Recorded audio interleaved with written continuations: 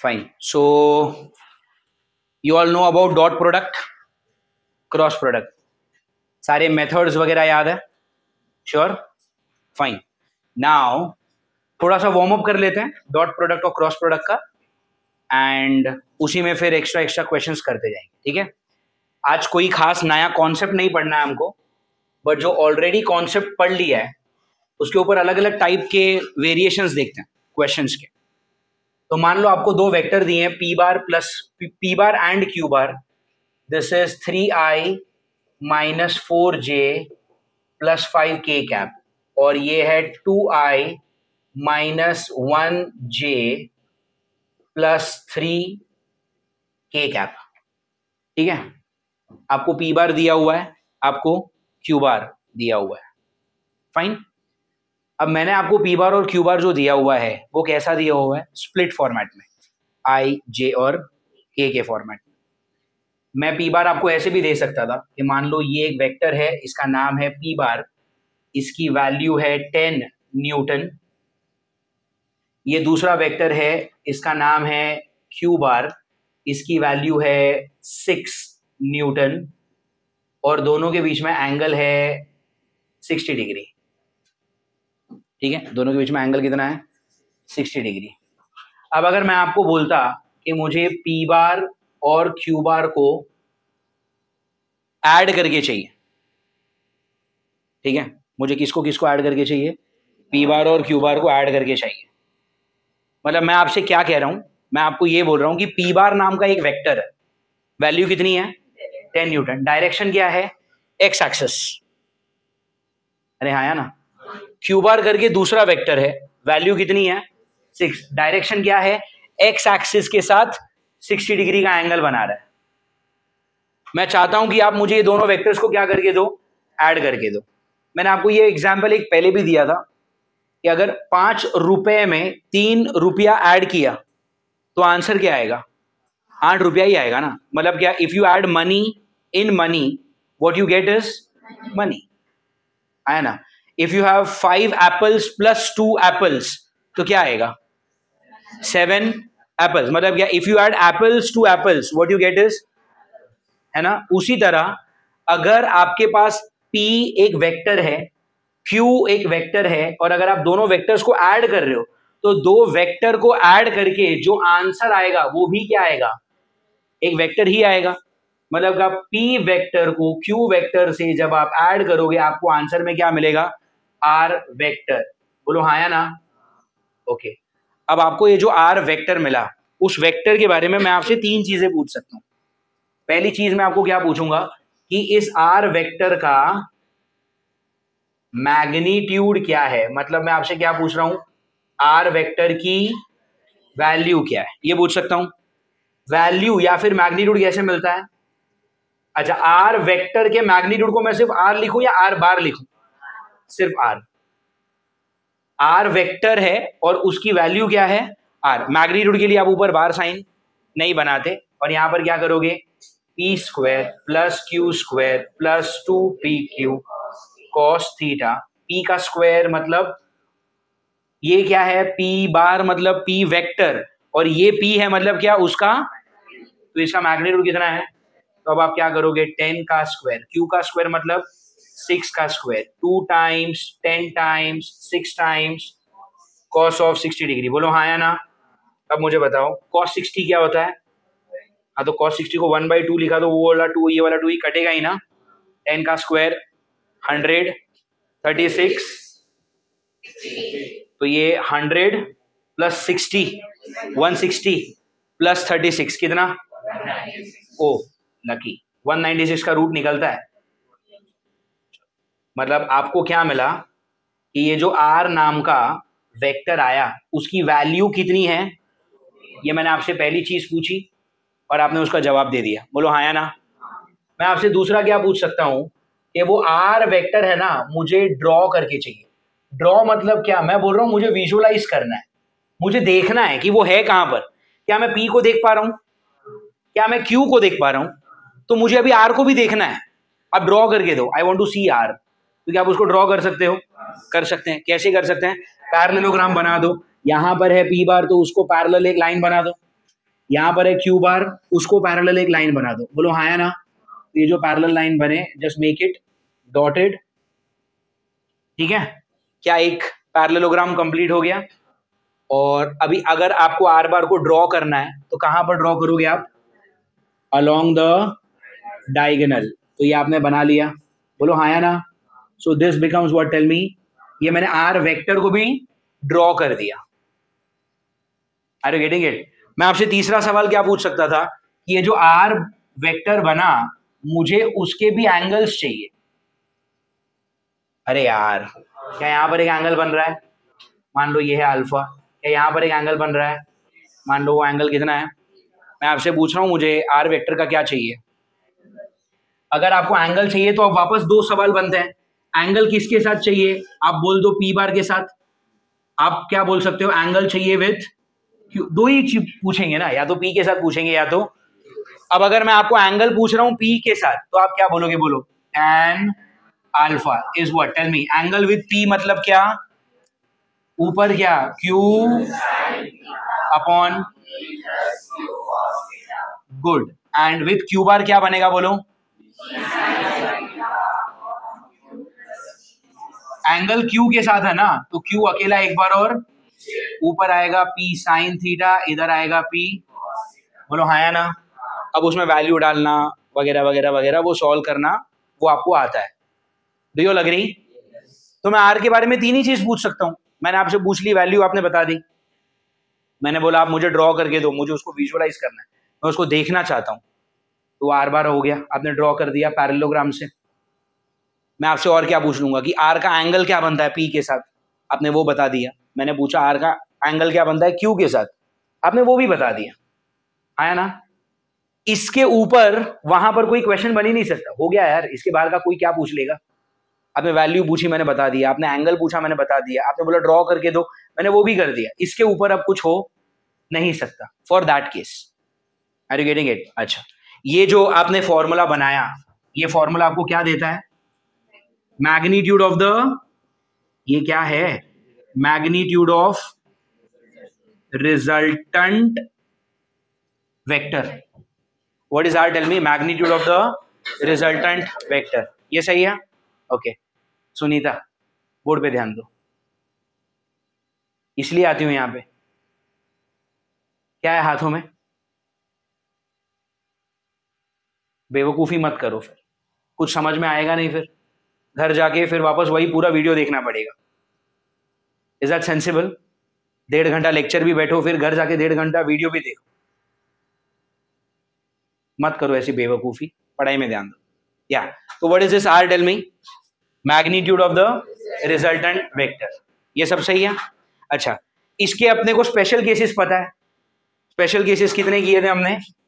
3। पहला कौन सा? अगर थीटा है 0 तो आप क्या कर दो? डायरेक्ट ऐड कर दो। फिर आपने बोला अगर थीटा कितना है 180 तो आप क्या कर दो? डायरेक्ट सब्सट्रैक्ट कर दो। फिर आपने बोला अगर थीटा है 90 तो आप किसकी तरह ऐड कर दो? उसको पाइथागोरस की तरह कर दो, मतलब √p² + q²। और फिर हमने अगला केस क्या देखा कि अगर थीटा है 120 डिग्री एंड आप जिनको ऐड कर रहे हो उनकी वैल्यू कैसी है, उसको मैं लिखूंगा कैसे पता है? कि पी बार का magnitude is equal to Q bar का मैग्नीट्यूड। अगर ये दोनों चीजें हो रही हैं देन आपका जो रिजल्टेंट है वो किसके बराबर आएगा? पी और क्यू के बराबर ही आएगा। अरे हाँ या ना? अच्छा, इसमें एक छोटा सा और शॉर्टकट किया था, अगर आपको याद है कि अगर ये, इसको आप कैसे लिखते हो? This is what you write as theta. तो अगर आपका P और Q कैसा है? Same. Do you remember this? अगर P और Q सेम है, इन दैट केस अल्फा और बीटा की वैल्यू क्या आएगी? सेम मतलब क्या? थीटा से आधी ना। मतलब अगर ये है 10, ये भी कितना है? 10। गेट अप, वहां पे जाके खड़ा रहे। अगर ये है 10, मैं कैमरा का फुटेज दिखाऊंगा पूरे क्लास को, तो बुक में देख रहा था। You are ready for that? ठीक है। If P is what 10 and Q is also 10, दोनों की वैल्यू कैसी है? सेम। तो आपका जो थीटा है वो क्या हो जाएगा, हाफ। मतलब अगर ये 60 है तो ये 30 और 30, अगर ये 30 है तो 15 15, अगर ये 45 है तो 22.5 22.5। मतलब क्या आपका जो भी थीटा है वो सीधा हाफ हो जाएगा अल्फा और बीटा की वैल्यू के लिए। लेकिन ये हमेशा होता है, अगर आपका जिनको आप ऐड कर रहे हो अगर वो सेम है तो, ये हमने पढ़ा था। ओके, तो यही सारे शॉर्टकट किए थे। This takes care of entire thing of what, tell me, parallelogram. एक चीज मैंने खाली आपको नहीं बताई और मैं आपको बताऊंगा भी नहीं, क्या चीज, ये फॉर्मूला का डेरिवेशन। ये फॉर्मूला कहां से आया उसका कोई वैल्यू नहीं है। 12th स्टैंडर्ड बोर्ड्स में वेक्टर चैप्टर है नहीं, तो आपको कोई थियोरी पूछने वाला है इसकी नहीं। नीट हो या JEE हो या CET एग्जाम हो, उसमें कोई डेरिवेशन पूछने वाला। और ये फॉर्मूला ऐसा है ना कि इसको डिराइव करते वक्त जो बीच में बहुत सारे स्टेप्स आते हैं ना, वो स्टेप्स का भी कोई खास काम नहीं है यहाँ। So that's why we will not learn the derivation. Are we okay with that thing? Yeah, you have to be. Next. अच्छा, ये हो गया, मैंने P बार और Q बार को ऐड कर दिया। लेकिन ये आप कब ऐड कर पाए, जब आपको P का क्या पता था, मैग्नीट्यूड, जब आपको Q का क्या पता था, और आपको मेनली P और Q के बीच का क्या पता था, तब जाके आप ये सब कर पाए। What about that? मैंने आपको P कैसा दे दिया है, स्प्लिट फॉर्मेट में, है ना। मैंने आपको Q भी कैसा दे दिया है, स्प्लिट फॉर्मेट में। अब अगर मैंने आपको बोला इस केस में कि मुझे क्या चाहिए, P बार और Q बार को ऐड करके चाहिए, चलो ये पहली चीज मैंने आपसे पूछ ली कि P बार प्लस Q बार को ऐड करके बताओ क्या आ रहा है। अब क्या आप वहां पर ये वाला फॉर्मूला डाल पाओगे, थिंक डाल पाएंगे? क्या चाहिए इस फॉर्मूला के लिए, मैग्नीट्यूड ऑफ P। इसका मैग्नीट्यूड निकलता है ना, how do you find magnitude, x component का स्क्वायर प्लस y कॉम्पोनेंट का प्लस z कॉम्पोनेंट का स्क्वायर अंडर रूट। तो इसका मैग्नीट्यूड तो मिल गया, मैग्नीट्यूड तो इसका भी मिल सकता है, इसका स्क्वायर प्लस इसका स्क्वायर प्लस इसका स्क्वायर अंडर, तो P और Q का मैग्नीट्यूड मिल सकता है। फिर मुझे क्या लगेगा, दो वेक्टर के बीच का एंगल भी तो निकालते हैं हम, डॉट प्रोडक्ट में हमने सीखा। अगर आपको मैं चाहिए, मतलब आपको चाहिए P बार डॉट Q बार को मैं क्या लिख सकता हूं, PQ cos थीटा। तो उस हिसाब से cos थीटा क्या आएगा, बोलो, P बार dot Q bar upon PQ। P बार डॉट Q बार कैसे करते हैं, डॉट प्रोडक्ट कैसे करते हैं, दोनों के x कॉम्पोनेंट का मल्टीप्लीकेशन, दोनों के y का मल्टीप्लीकेशन, दोनों के z का, और फिर आप तीनों को क्या करोगे, ऐड करोगे। डिनोमिनेटर में क्या आएगा, P डॉट Q, और ये P क्या है, मैग्नीट्यूड ऑफ P बार, ये Q क्या है। तो ये करके आप ये थीटा भी निकाल सकते हो। Are you getting it? अब आपको ये फॉर्मूला में चाहिए क्या, P का मैग्नीट्यूड, Q का मैग्नीट्यूड और दोनों के बीच का, तो निकाल लिया ना मैंने। तो यहां से पूरी चीज निकाल के यहां पे डाल सकते हो। बट डोंट यू थिंक वो बहुत लेंथी हो जाएगा? अरे यार, इसका मैग्नीट्यूड निकालो, इसका निकालो, दोनों को यहाँ पे मल्टीप्लाई करके P बार डॉट Q बार करो, फिर वहां से एंगल निकालो, फिर ये सारी वैल्यू निकाल के इधर डालो और फिर सॉल्व करो। It is going to be very hectic, नहीं? तो अब क्या करेंगे, सॉल्यूशन देखो। आपको इतना पता है ना कि P वेक्टर और Q वेक्टर को ऐड करके क्या मिलने वाला है, R वेक्टर। आप क्या कर सकते हो, P बार की वैल्यू डालो इधर, क्या है 3i cap minus 4j cap plus 5k cap. ये मैंने क्या लिख दिया, P बार। इसमें मुझे क्या ऐड करना है, Q bar. What is Q bar, 2i cap minus 1j cap plus 3k cap. आपको इन दोनों को क्या करना है, ऐड करना है। Get it? अब क्या आएगा, i से i को ऐड करना है, तो 3i plus 2i is what, tell me, 5i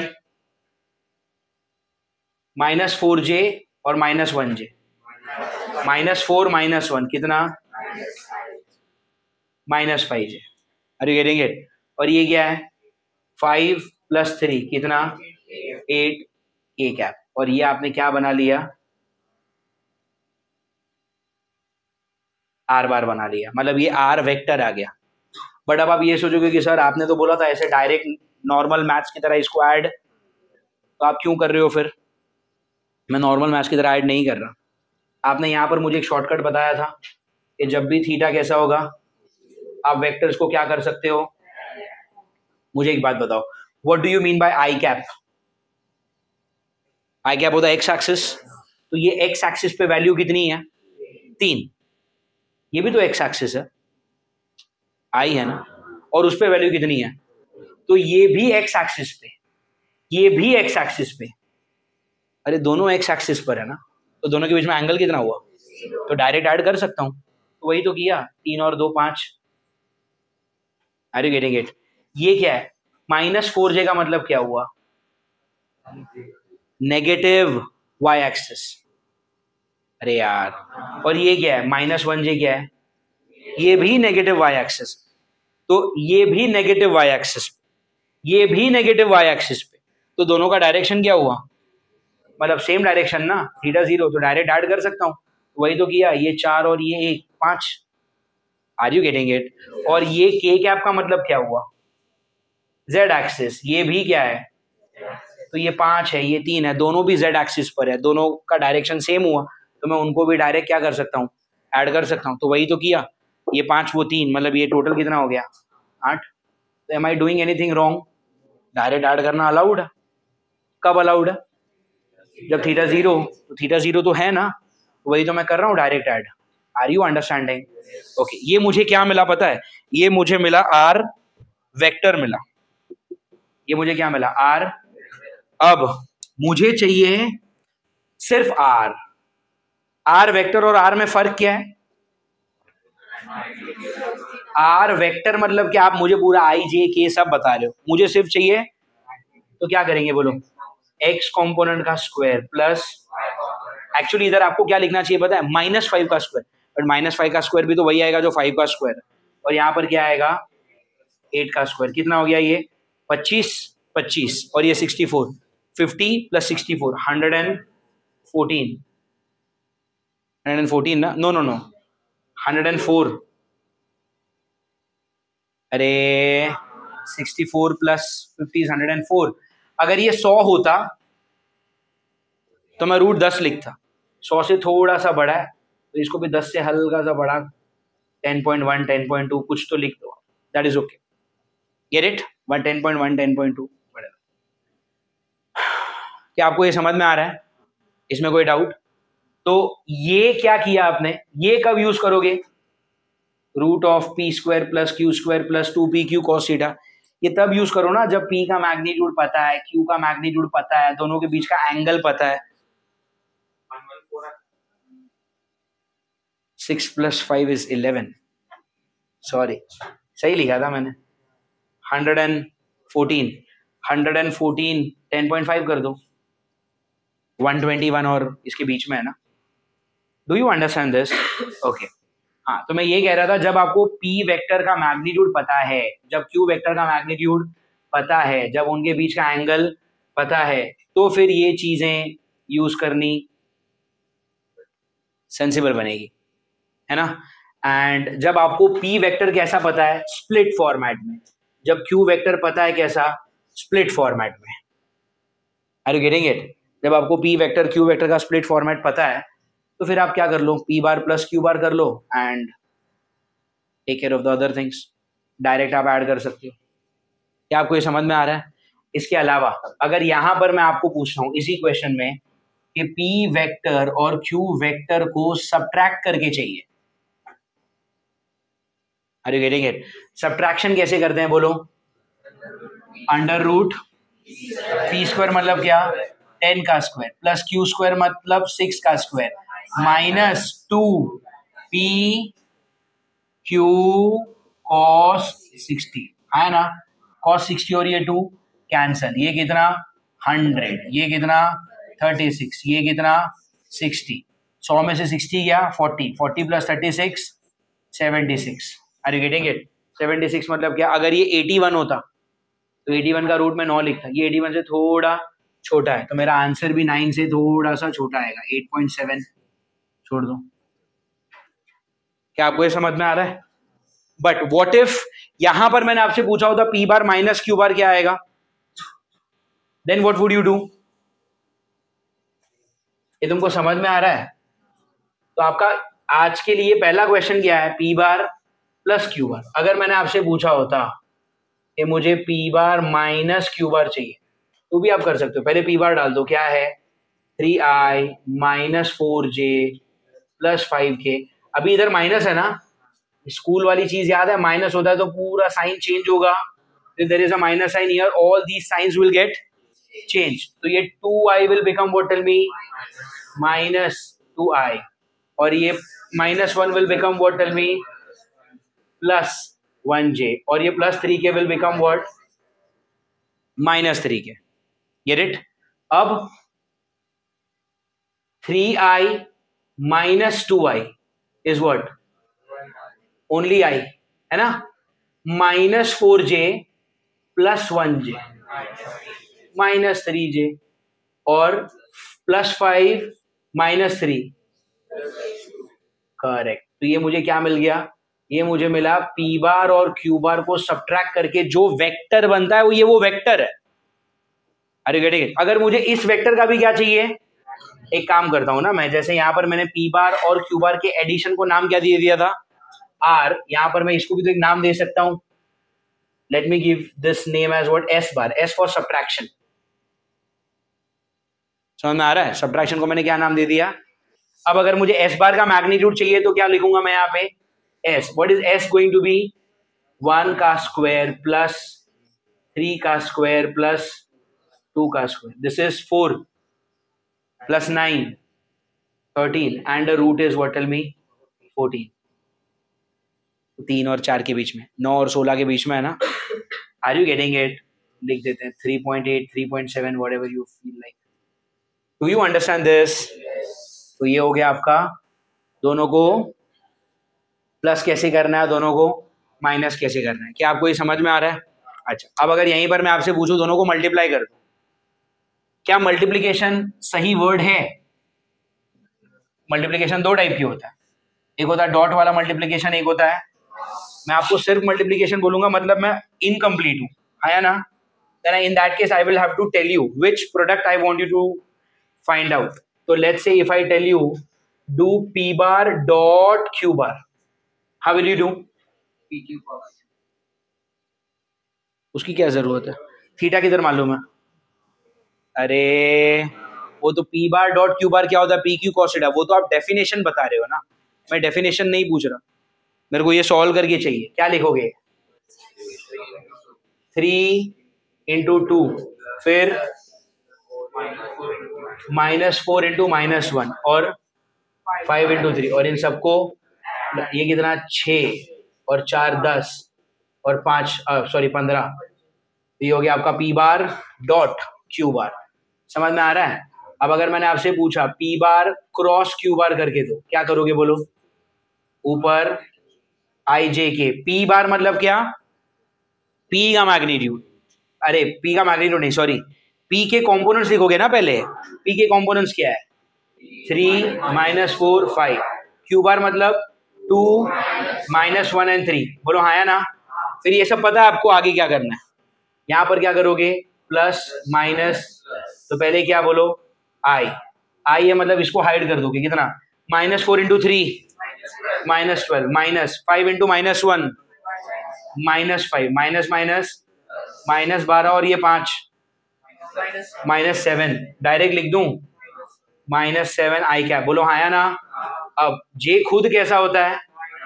minus, अब अंदर j मतलब इसको हाइड कर दोगे ना, सो 3 इंटू 3 -5 इंटू 2 तो 9 -10 -1, बट j खुद माइनस है।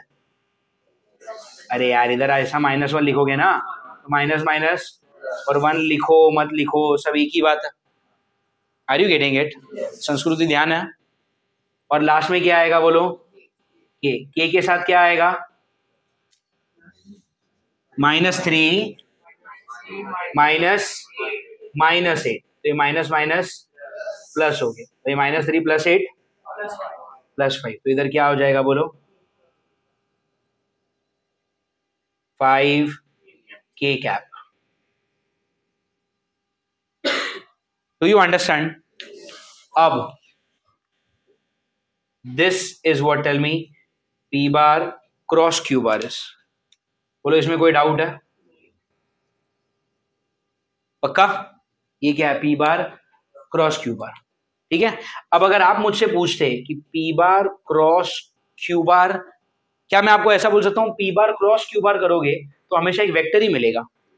क्या मैं इस वेक्टर का भी मैग्नीट्यूड निकाल सकता हूं? कैसे? 49 प्लस 50 प्लस रूट 75, 5√3। 75 मतलब क्या?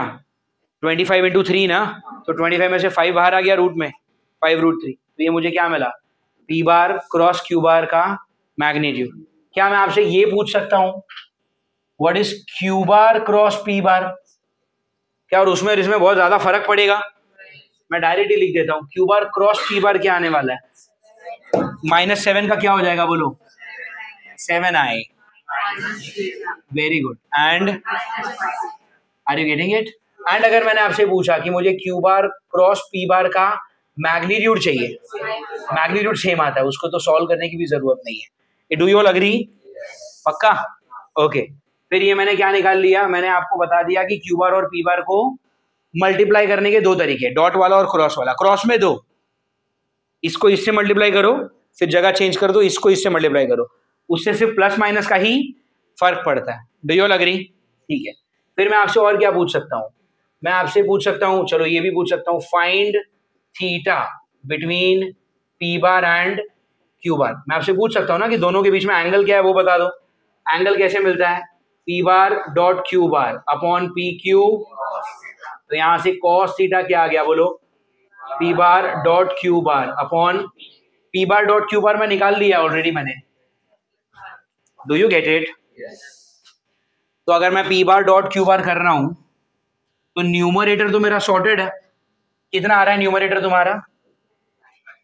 25। तो आपका न्यूमरेटर इज 25। डिनोमिनेटर में क्या है? पी मतलब क्या? Magnitude of P bar. P bar का मैग्नीट्यूड क्या आएगा बोलो यार? 3 का स्क्वायर 9, 4 का स्क्वायर 16 और 5 का स्क्वायर। और बाजू में क्या लिखना है आपको? क्यू मतलब क्या? What is Q? Q bar का मैग्नीट्यूड। क्यू बार का मैग्नीट्यूड क्या आएगा? 2 का स्क्वायर 4, -1 का स्क्वायर +1 और 3 का square. Do you get it? कितना आएगा ये? न्यूमरेटर में 25, ये कितना 25 और ये कितना 25 और ये 25, 50। 50 मतलब क्या? 25 इंटू 2 क्या आएगा इधर? 5√2। और ये क्या आएगा? 9 और 1 10, 10 और 1 14, 10 और 4 ना, ये आएगा √14। Do you get it? ये this is to be taken care with. ये 5 से कैंसिल हुआ तो ये 5 और √2 को मैं लिख देता हूँ 1.4। एक्चुअली √2 क्या होता है? 1.414। ये मैंने बताया था कभी आपको कि आपको ये वैल्यूज याद रख लेंगे तो ज्यादा अच्छा है। √2 होता है 1.414, √3 होता है 1.732। तो √2 को एक्चुअली लिखना होता है 1.414। यहाँ पर मैं थोड़ा आलस कर रहा हूँ, 1.4 लिख रहा हूँ। और √14 कितना होता है? 3.8।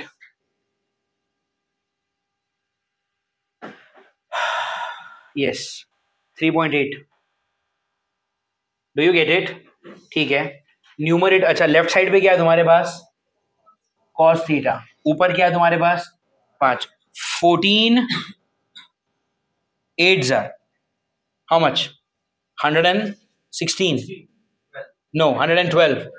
114 8s are 112, it's 2, then carry 11। 14 3s are 42, 42 and 11 53 है ना। और 2 डेसिमल ये ऐसे माइनस हो, अरे डेसिमल इधर आएगा ना 5.32। How do you solve the right hand side? 5/5.32 का एग्जैक्ट आंसर कैसे निकलता है? log of 5 minus log of 5.32। वो log निकालना है, दोनों को सब्ट्रैक्ट करके एंटी लॉग निकालना है, कुछ तो आंसर आएगा। आया ना? अभी के लिए we are not using the log, मैं डायरेक्ट ही कर रहा हूँ मोबाइल से। तो if I were to divide 5 by 5.32, answer I get it as cos of theta is 0.9398। क्या आप लॉग बुक निकाल सकते हो? मुझे बता सकते हो कॉस में 0.9398 कितने डिग्री कितने मिनट पर आ रहा है?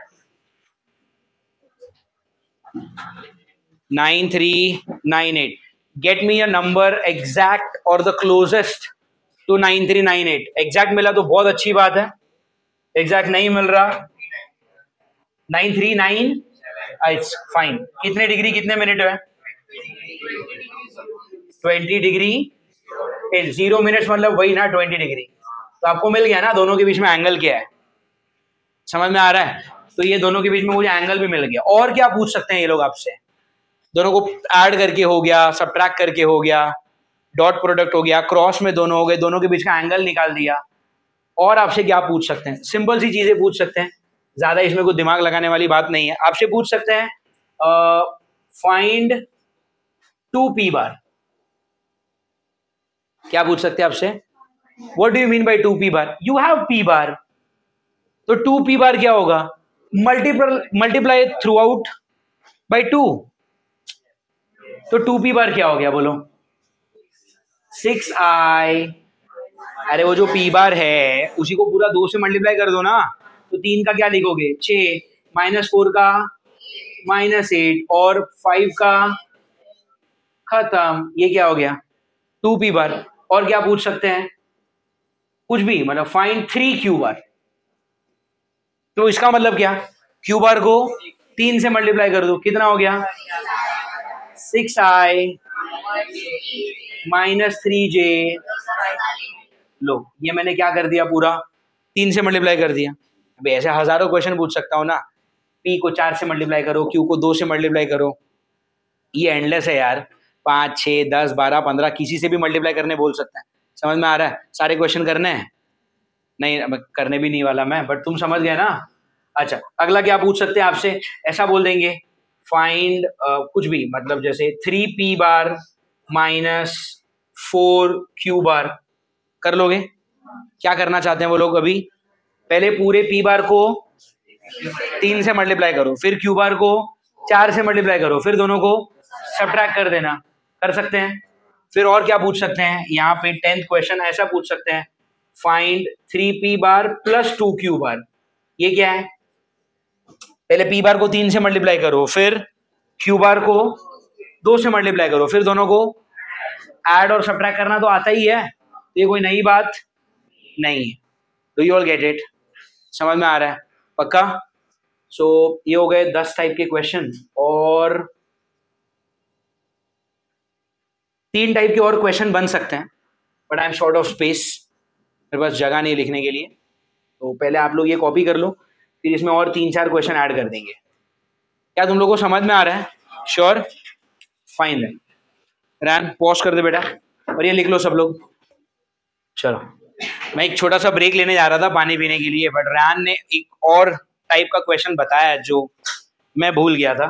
They can also ask find the component of q bar along p बार।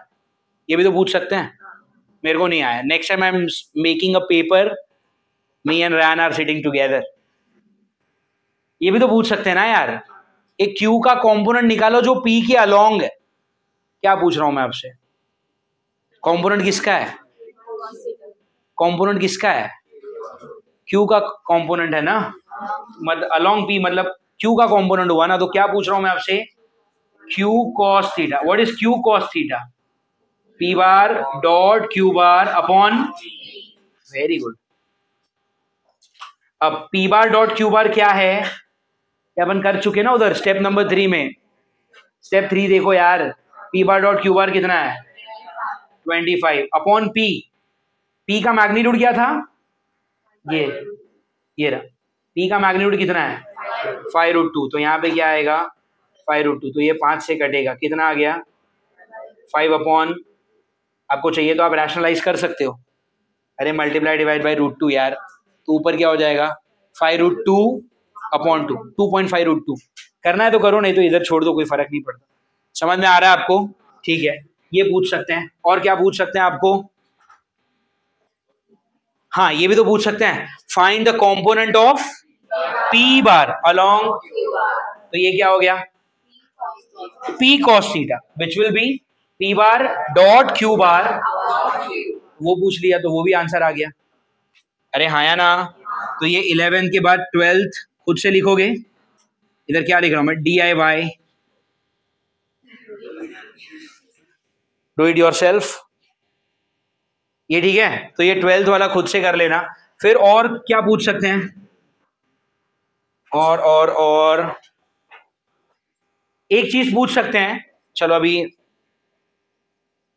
अगर आपसे ऐसा पूछा, find angles made by P bar with X Y and, देखो आपका पी बार है तो एक वेक्टर ही ना, तो कहीं ना कहीं तो ड्रॉ हुआ होगा। तो जो वेक्टर पी बार है वो एक्स वाई और जेड एक्सिस के साथ एंगल्स क्या बना रहा है? कैसे करते हैं? How do you find cos theta x? मतलब क्या? ये कॉस थीटा एक्स का मतलब क्या हुआ? कॉस थीटा एक्स का मतलब क्या? पी बार का एक्स एक्सिस के साथ जो एंगल है उसका कोसाइन है ये। निकालते कैसे हैं? X component upon overall magnitude ना। What is X component of P? 3, और ओवरऑल मैग्नीट्यूड, अरे इधर निकाला था ना हमने, क्या आया था? 5√2। Do you all get it? तो क्या लिख दिया आपने? 3/5√2। फिर what is cos theta Y? What do you mean by cos theta Y? Angle made by P bar with Y axis. तो वाई एक्सिस के साथ में आपको क्या लिखना पड़ेगा? वाई कॉम्पोनेंट क्या आएगा? -4/5√2 and cos theta with z axis is what? Tell me. 5/5√2। चलो ये एक सॉल्व हो रहा है। ये 5 से ये 5 कैंसिल हुआ, कितना आया? एक। cos में 1/√2 कब आता है?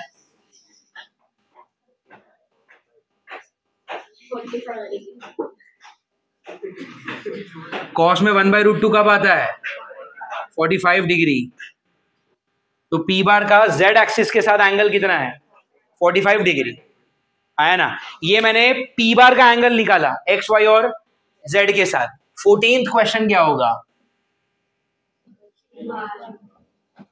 Find angles made by Q bar with X Y and z axis. समझ में आ रहा है? पक्का? Okay then. तो मुझे दोनों को ऐड करने आ गया, मुझे दोनों को सब्ट्रैक्ट करने आ गया, मुझे दोनों को डॉट करने आता है, क्रॉस में पी बार क्रॉस क्यू बार भी आता है, क्यू बार क्रॉस पी बार आता है, दोनों के बीच का एंगल निकाल लिया। ठीक है, अलग अलग चीजों से मल्टीप्लाई करना है तो भी मैं कर सकता हूँ, मल्टीप्लाई करने के बाद प्लस माइनस करना है तो भी मैं कर सकता हूँ, एक का कंपोनेंट अलोंग दूसरा या फिर दूसरे का कंपोनेंट अलोंग पहला, वो भी मैं कर सकता हूँ। इंडिविजुअल वेक्टर ने एक्स वाई और जेड एक्सिस के साथ एंगल्स क्या बनाए वो भी मैं कर सकता हूँ। Are you getting it? और भी थोड़े बहुत क्वेश्चंस किए जा सकते हैं इस पे, बट अभी के लिए क्या आपको ये समझ में आ रहा है? पक्का?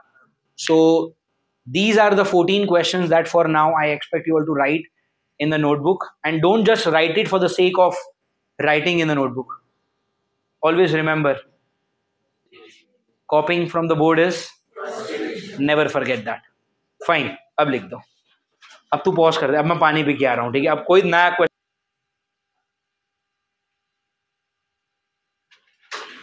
So these were the 14 questions जिसमें से यहां पर ये 12th आपको खुद से करना था, मैंने 11 में किया था। Find the component of Q bar along P बार। अब अगला क्या करने वाले हो? खुद से find the component of P bar along Q bar. ये एक हो गया। एंड 14th क्वेश्चन में क्या है?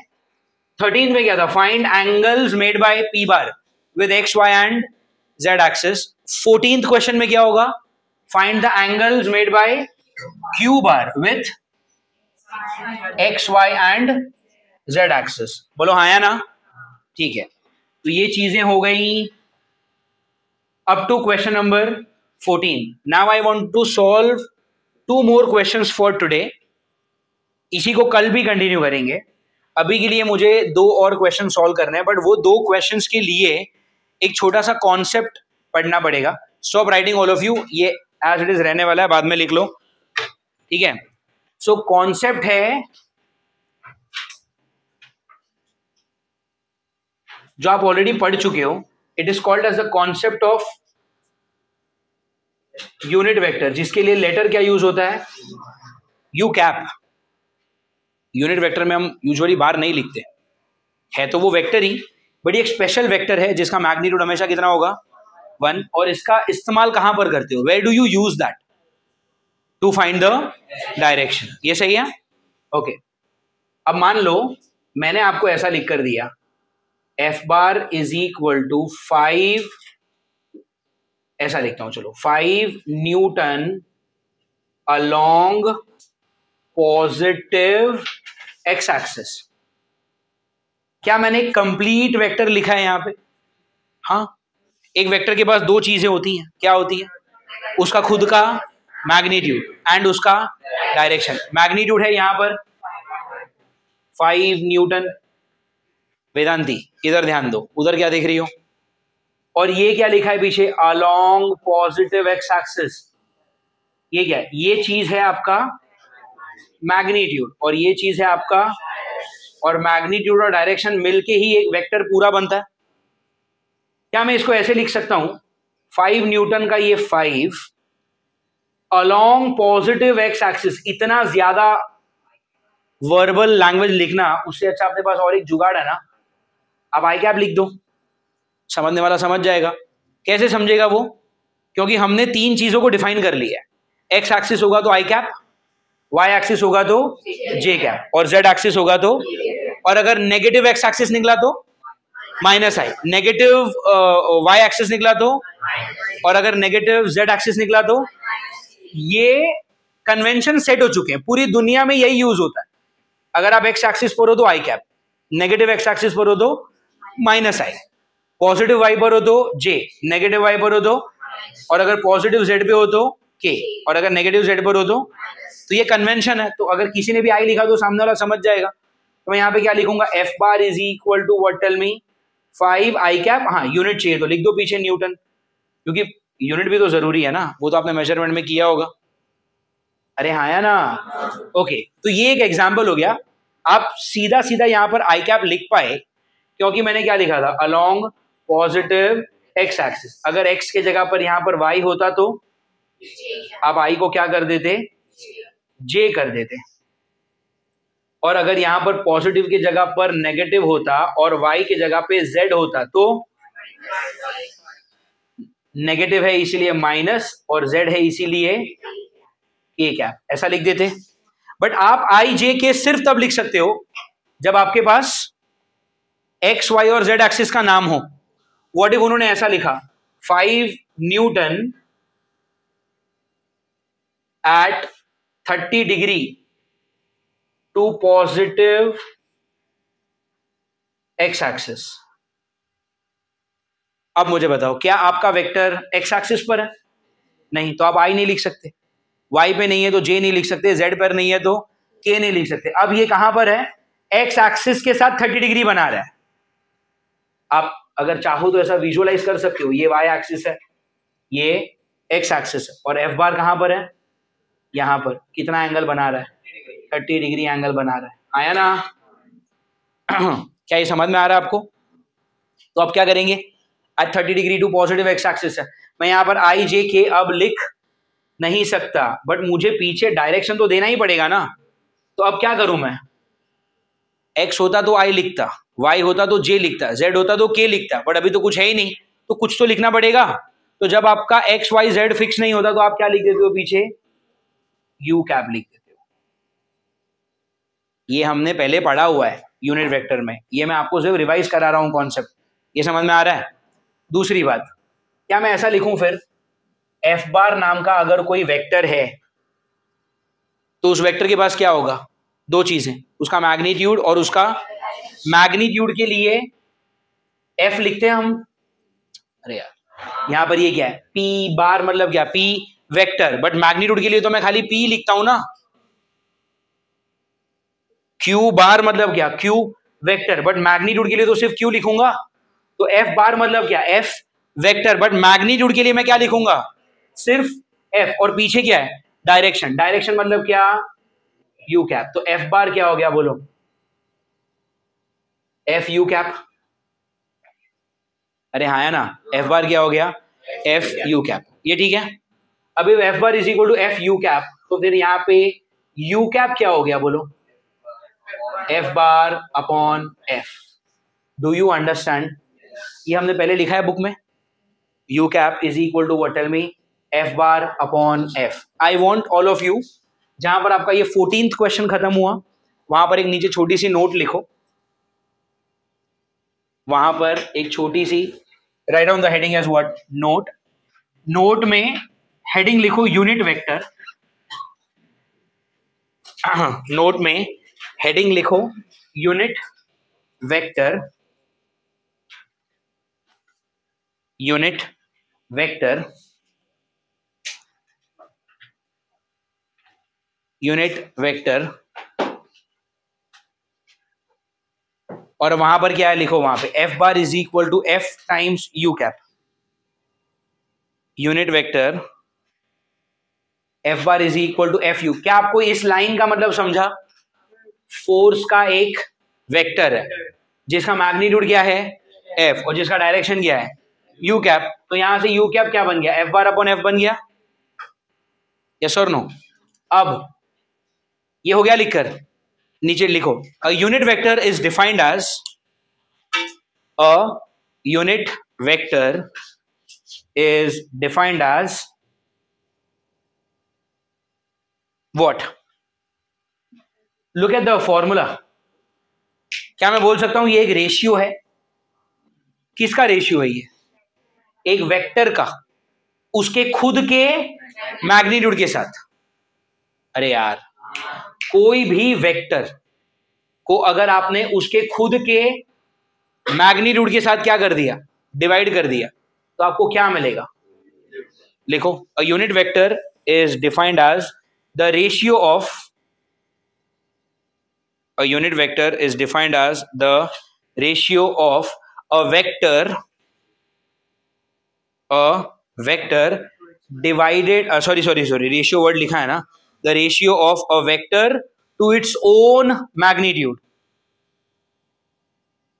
to its own magnitude। समझ में आ रहा है। और मुझे एक बात बताओ, ये यूनिट वेक्टर है ना, इसका डायरेक्शन क्या है, u cap has the same direction as that of f bar। अरे जो f bar का है वही तो डायरेक्शन है u cap का। क्या ये लाइन आपको समझी नीचे जो मैंने लिखी है, u cap has the same direction as that of f bar। Did you understand this? नहीं समझा।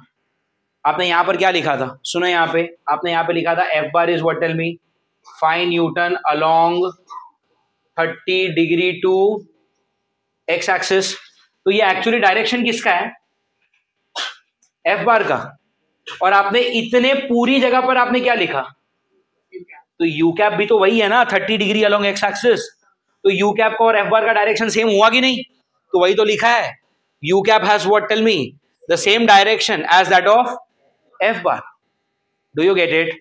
अच्छा, सेम डायरेक्शन को एक और लैंग्वेज लिखी जा सकती है, U bar, U cap is parallel to F bar, unless they are parallel they can't have the same direction. अगर दो चीजों का डायरेक्शन सेम है, ये देखो, ये या फिर ये कुछ भी बना लो, कहीं भी बना लो, अगर दो लोगों का सेम डायरेक्शन है मतलब दोनों आपस में पैरेलल हुए। अगर तुम पैरेलल नहीं हो ना तो तुम्हारा डायरेक्शन सेम हो ही नहीं सकता। अगर ये यहां पर है, अब ये यहां पर है, are they parallel? They are not parallel, that's why they don't have the same direction. One is pointing here, other is pointing there. अरे समझ में आ रहा है? अगर दो लोग, मैं बोलता हूं दोनों का डायरेक्शन सेम है मतलब दोनों पैरेलल है, बिना पैरेलल हुए आपका डायरेक्शन सेम हो ही नहीं सकता। क्या आप इस बात से अग्री करते हो? तो वही तो लिखा है मैंने, U cap is parallel to do you understand this? पक्का? तो आपने इसके ऊपर टॉपिक क्या लिखा, नोट लिख दिया ना खाली आपने, F bar is equal to what, tell me, F U cap, इसलिए यू कैप क्या है, F bar upon F. Definition क्या है, unit vector is defined as the ratio of a vector to its own magnitude and U cap has what, tell me, the same direction as that of F bar and U cap is what, tell me, parallel to F bar. समझ में आ रहा है? 9:25 हुआ है, I have 5 more minutes left, I want to solve 2 more concept. पहले ये समझा आपको, कॉन्सेप्ट नहीं है, 2 क्वेश्चन ही है, वो 14 क्वेश्चन था ना, 15 क्वेश्चन देख लो अभी, 15 और 16, एक मैं सॉल्व करूंगा, दूसरा आप। Stop writing all of you, look at this. अब आपका 15 क्वेश्चन क्या है, ये सुनो, find a unit vector in the direction of P bar. अगला क्वेश्चन समझ में आ रहा है? What is the question, tell me. Find a unit vector in the direction of P bar. मतलब मैं क्या पूछ रहा हूं, मैं आपसे पूछ रहा हूं मुझे क्या निकाल के दो, यूनिट वेक्टर। किसका यूनिट वेक्टर? जो पी बार के डायरेक्शन में हो। कैसे मिलता है यूनिट वेक्टर? किसी भी वेक्टर को उसके खुद के मैग्नीट्यूड से क्या कर दो। अब आपको यूनिट वेक्टर कहां पे चाहिए, पी बार के साथ, तो क्या कर दो, पी बार को पी से डिवाइड कर लो, पी बार को पी से, ठीक है। तो फिर पी बार क्या है, 3i cap minus 4j cap plus 5k cap upon p। What is p? Magnitude. Magnitude कैसे निकालेंगे हम, 3 का स्क्वायर प्लस 4 का स्क्वायर प्लस, तो फाइनल आंसर क्या है, 3i minus 4j plus 5k cap divide by 5√2। तो ये आपको क्या मिल गया, ये आपको मिल गया U cap. It's a unit vector in the direction of what, tell me, P bar. समझ में आ रहा है? इस क्वेश्चन की एक और लैंग्वेज भी बन सकती थी। इस क्वेश्चन की दूसरी लैंग्वेज क्या है, find a unit vector parallel to P bar. But I know कि पैरेलल होना और डायरेक्शन सेम होना एक ही बात है। तो यहां पर लैंग्वेज क्या बोली है, एक ऐसा यूनिट वेक्टर निकालो जो पी बार के डायरेक्शन में है, और यहां पर लैंग्वेज क्या बोली है, एक ऐसा यूनिट वेक्टर निकालो जो पी बार से, दोनों का मतलब एक ही है, मतलब दोनों में करना यही है। Are you getting it? तो ये 15 क्वेश्चन हो गया। 16 में क्या होगा, यही दोनों क्वेश्चन आएगा, खाली पी बार की जगह पे आप क्या करोगे, can you do that? That is about the unit vector. समझ में आ रहा है? यूनिट वेक्टर पे और भी 3-4 टाइप के क्वेश्चन बनेंगे, वो मैं आपको कल कराऊंगा, बट अभी के लिए ये समझ में आया आपको? Sure? Fine, that is all for today, we are done for the day. इसको बंद कर दे अभी।